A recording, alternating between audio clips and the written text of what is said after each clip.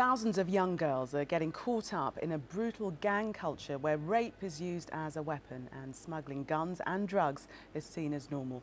A report out today recommends youth workers should be placed in hospital trauma units to find victims. Sky's social affairs editor Afua Hirsch reports.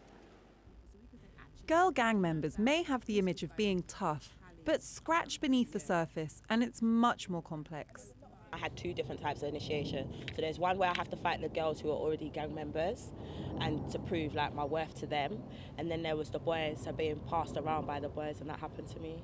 These women have all suffered because of their involvement in gangs, and now they're trying to prevent younger girls from similar experiences.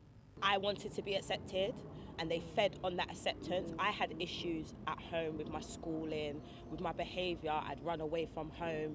I was out by myself, hooking up with a load of older people. They abused me. A report published today estimates that more than 10,000 girls could be at risk of sexual abuse, rape and involvement in serious crime because of their affiliation to male gang members.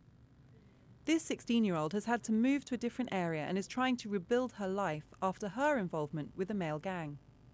At that time, I had no mother, no one to depend on. My mum was a drug addict. I was on my own. I felt like I was on my own. I wasn't getting help. And the people who were helping me would come into my life and they'd just leave again. So the main reason why I wanted to be associated with people around me, because I feel like I would be protected and they'd help me. But then again, I was wrong. The report found that rape is being used as a weapon in conflicts between rival gangs. Girls are acting as drugs and weapons mules because they are searched less frequently than boys.